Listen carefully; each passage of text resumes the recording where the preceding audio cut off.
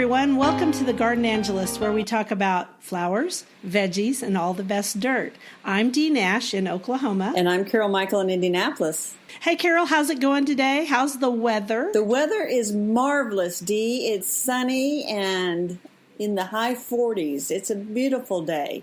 Well, I can't say it's as beautiful here because it's cloudy, a little bit dreary, but, we're in the 50s, so who's complaining? Nobody. And it's almost the winter solstice, the shortest day of the year.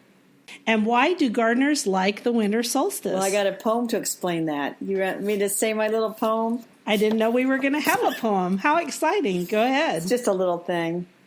I heard a bird sing in the dark of December, a wondrous thing and sweet to remember. We are nearer to spring than we were in September. Oh, do we know who did that, or is that anonymous? The most famous poet of the world. It's I Heard a Bird Sing by Oliver Herford. Well, thank you, Oliver Herford.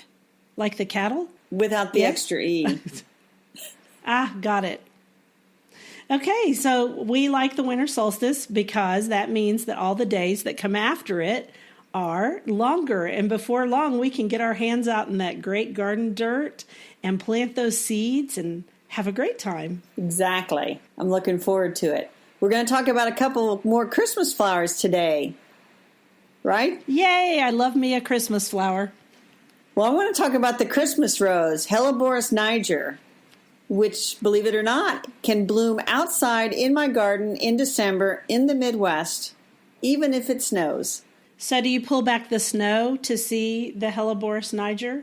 Yes. When it does snow? If it snows, yes, I will pull back the snow to see, and a lot of times it'll just be the buds down there. But on a sunny day like today, I know I can walk out, and they're around my patio where I can see them without going too far into the garden in the wintertime. And I know they're blooming because I went out the other day and they were blooming. That's exciting. I can't say, I have one plant of Helleborus niger. I have ivory prince, and I'll have to go out and see if the prince is blooming. But I don't find it here as much. I don't find the Christmas rose here as much as I do the Lenten rose, which is Helleborus hybridus et al. Yes, and I have that one too. But the Christmas rose, I have several of them. I have one called Potter's Wheel, which has a bigger flower than most of them. And I have one that is called Cinnamon Rose, which has a pink cast to it. They're very easy to care for because they just don't like to be fussed with. If you put them in a location where they'll not get really wet and get partial sun, partial shade, they will do just fine. Exactly. They're drought tolerant, so that means they don't like too much water or they'll rot. And I say Lenten roses are kind of the same. And also, I think my Helleborus niger, my ivory prince, he's a little bit pink too, like yours, like your cultivar. I think they're all kind of in the white to pinkish range, and that's about it. You get more colors with the Lenten rose. So I hear that you have a little legend to tell us about the Christmas rose. I do. When you have a flower that blooms in the winter, of course, there's going to be a legend about it that surrounds the birth of Christ. And it's about a little shepherd girl named Madeline who, when she sees the three kings give their gifts of gold, frankincense, and myrrh to the Christ child, and even the shepherds had gifts, she cried because she had nothing to give. And an angel saw her tears, and they melted the snow, and then up from the snow came the Christmas rose blooming, and she was able to give those to the Christ child. Oh, how sweet. It is sweet. And today, it's a sweet little you legend. Can sometimes find potted Christmas roses at some grocery stores, or some florists carry them. And before your flower came along and really dominated the Christmas scene, I think the Helleborus niger was a very popular potted plant. I always look for them, and if I find them, I'll go ahead and buy them because in the spring you can go ahead and plant that outside and then you have it forever. Unlike your plant, the poinsettia. Tell us about it. The poinsettia, which is one of my very, very favorite Christmas plants. I know not everybody loves it, but I do. The poinsettia, of course, comes from Mexico, And there it grows as a big, tall shrub, a big, tall tropical shrub. Hence, the word tropical is very important. In your house, it wants to be about 70 degrees. It doesn't like it any hotter. It doesn't like it any cooler. And when you buy a poinsettia and try to bring it home, they often wrap it in a plastic sleeve so that you don't burn it from the cold wind. Because anything under 70 degrees, really under 50, it gets kind of petulant. And sometimes they just don't come back from it. But I also have a legend. I guess I should first say that the reason it's called the poinsettia is because it's named after Mr. Poinsett, who, quote unquote, found it in Mexico and introduced it to North America. And it became very popular in California and then spread all over the United States in like the 40s and 50s. So you want to hear my legend? I do. I'm kind of stuck on that you called it a petulant plant. But go ahead with the legend. It's a little petulant. I just thought that was funny. It is petulant. It drops its leaves. It turns yellow. It has issues, which we talked about a little bit last time. Okay, so the miracle of the poinsettia, you can actually find books about this. And because I had little kids and because we love a good Christmas flower story in my household, we have both of them. And the one I like the best is called The Miracle of the First Poinsettia, a Mexican Christmas Story, and it was written by Joanne Oppenheim and illustrated by Fabian Negrin. I always like to give the illustrator and the photographer their due because they often don't get it, So it's a beautifully illustrated book, beautifully written, and the other one is called The Legend of the Poinsettia, and it was written by a man named Tommy DePaula. And you can find both of these now on Amazon and other places, and we'll reference it in our notes on our page. But the story goes like this. Depending upon which story you're using, I'm going to use the one from The Miracle of the First Poinsettia because the little girl in the story, the poor little girl, she is named Juanita. And Juanita is my grandmother's name, the one that taught me to garden. So of course I'm going to like that story. And shortened Nita was my little sister's name. So beautiful little Juanita she's got lots of things to do, and she's very, very poor and has no money. And it's during the time of La Posadas, which is the 9 days before Christmas Eve and Christmas Day. And they go around in Mexico and also in southern Oklahoma City, for that matter. People participate in the Las Posadas, and it's a walk. And it mimics the travel to Bethlehem.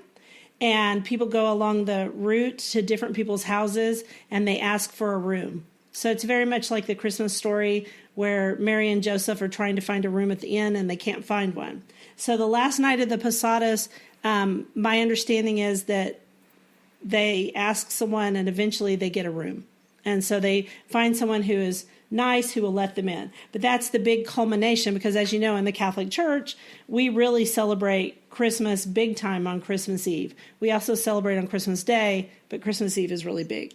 So in the story, sweet little Juanita is very, very sad because, like your little girl, she does not have a present for the Christ child, and she feels like she can't go because everybody else has one. And she had to work all day, so she couldn't even make him anything. So she is standing outside the church, wanting to go in, feels like she can't, and the angel, an angel appears to her too, and says, just take these plants. And they're green. They're not red. They're just bright green weeds by the side of the road. So she takes the plants, and when she walks inside and lays them at the feet of the baby in the nativity scene, they turn bright red, which I think is a really cool story because, as we talked about last week, most of the year, poinsettias stay what color? Green. And and during the Christmas season is when they turn red. They start turning red in the fall, and then they're bright red by Christmas time. So it's a great story. The other story, the little child is Lucia, and Lucia is probably named after St. Lucy. But anyway, same idea. They don't even have a candle or anything, and so the angel or the Christ child's love turns the poinsettia red. So isn't that a great story? That is a great story. I like all those stories. I do too. We have a lot of Christmas books, and a lot of them in my house center around plants, trees, stuff like that. The Christmas books at my house also center around plants, for the most part. Does that surprise you? Not really, not so much. I was glad. It was funny when I went to look for these, they were super easy to find because I've kept them all right together. And I don't get to read them much anymore. My kids are all grown, but they would make a great children's gift at Christmas time. True. I got a lot of my information from a book called The Christmas Rose. It was written in 1948 that I bought because I was really into Christmas roses. I still am. I have a porcelain china plate that is painted with Christmas roses. And I put it on my buffet at Christmas time. Mm-hmm. It was probably painted in the 40s, too. About the time that the poinsettia started taking over the Christmas Knocking market. off my Christmas rose, which is still my favorite Christmas flower, the Christmas rose. So you can have poinsettias, and I'll have the Christmas rose. Okay, or amaryllis. I like amaryllis, too. They're beautiful also. But I don't know any legends associated with amaryllis. Shall we talk about veggies now? Because you said buffet, and that got me kind of hungry. Were you thinking about the big buffet at the Pacers games that you go to? Maybe, the Indiana Pacers. So, I want to talk about a book that I just got, and I think its publication day is actually today. I got this review copy. It's called No Waste Kitchen Gardening, Regrow Your Leftover Greens, Stalks, Seeds, and More by our friend Katie Elzer Peters. I haven't gotten a review copy yet. What's up with that? But I got it a couple of weeks ago, and it looks like a really fun book, especially if you have some kids, because premise is you can take leftovers like the tops of the carrots, the tops of beets, root part of the onion sets that you buy, and you can regrow these, and then you can regrow them on your kitchen windowsill. So that's a great project to do with kids. It's a great way to show kids how where things come from, and not do it from a seed. You know, sometimes for kids it takes too long. Seeds take too long. So you might not actually eat or get a full carrot out of your little carrot project, but you would at least, get kids involved in gardening and get them to get their hands in the dirt. Which is what we're all trying to do. Pass it on to the next generation. And I'm going to actually pass this on to my niece who has a 4-year-old who loves to garden. And so I bet she and he could find a few projects in here. And she does have some stuff about growing things with seeds. So it's not all just, kids' projects. You can actually grow some pretty decent food from your kitchen scraps.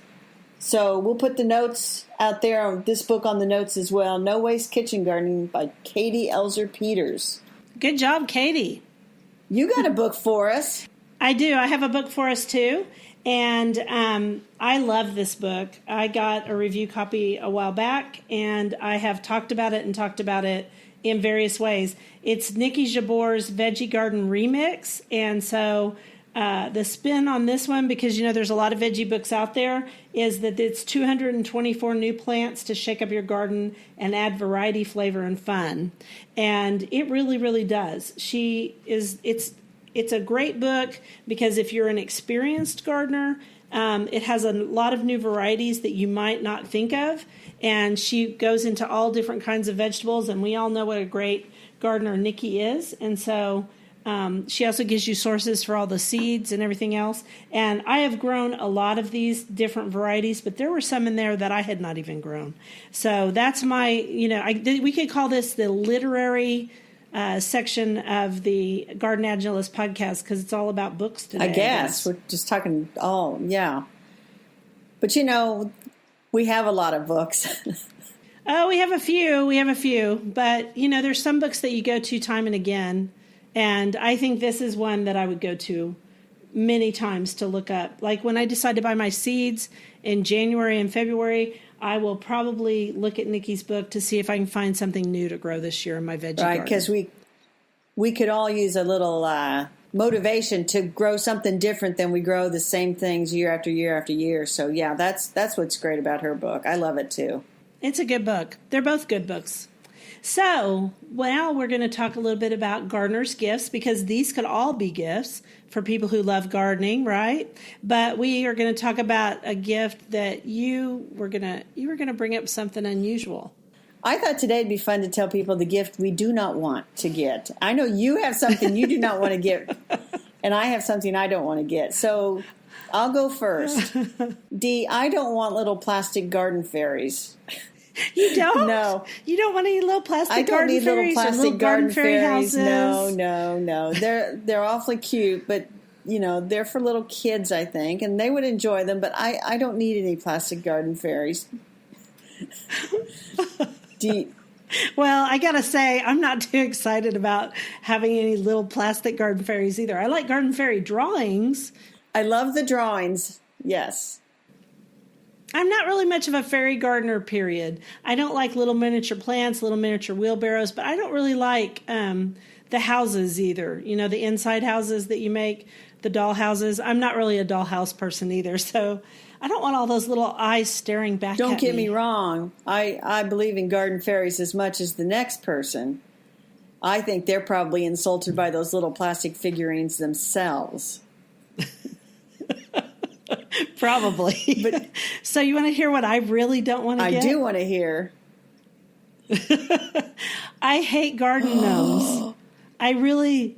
I hate them badly. They scare me to death. I think garden gnomes would stab you with little knives when you're out in the garden. So I don't want any garden gnomes in my garden. Or they might hit me with a shovel or something. They creep me out. Really? I got one.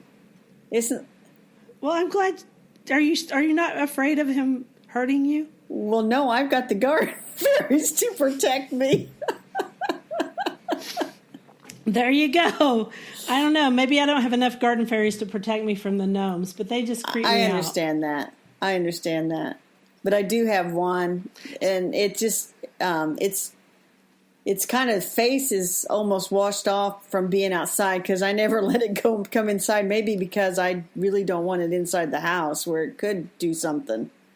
So we'll see. I mean, and this way, the bad thing, well, I don't know if it's bad or good, but since its face is kind of washed off, you can't see its eyes looking at you. And they always have this whimsical smile, like they're thinking about things they shouldn't be thinking about, involving hurting me. So I did not go see Romeo and Juliet or the other gnome movie either. They give me the willies. So please, no one send me a garden gnome. Please, I didn't know there were garden gnome movies. There are. I think they were made with claymation or something. That's because you didn't have little kids. If you'd had little kids, then you'd know. Okay. Believe me. But we did not go to those. Very good. Well, that was about, those were not helpful gift suggestions, but we did tell people about 2 great books that they could get for gifts, and they probably have just enough time to order them before Christmas. If they listen to the podcast right away. Yes, if they listen today, they can hurry to Amazon and order. Actually, we offered them 4 books because, well, I offered them 3 and you offered them 1. I guess 4 books. So, see, I can add when it's small numbers. So anyway, if people love this podcast, I would hope that they would go over to iTunes and give us a favorable rating. We would really appreciate that. That gets us seen on iTunes so we can get more people to listen. And also we will interact with you and answer your questions on Facebook and Instagram and Twitter and also at thegardenangelists@gmail.com. That about covers it, Dee. It does. You got anything else today? So, no, I have nothing else today. But have a great week, Carol. I'll see you on Christmas. See you later. Bye. Bye.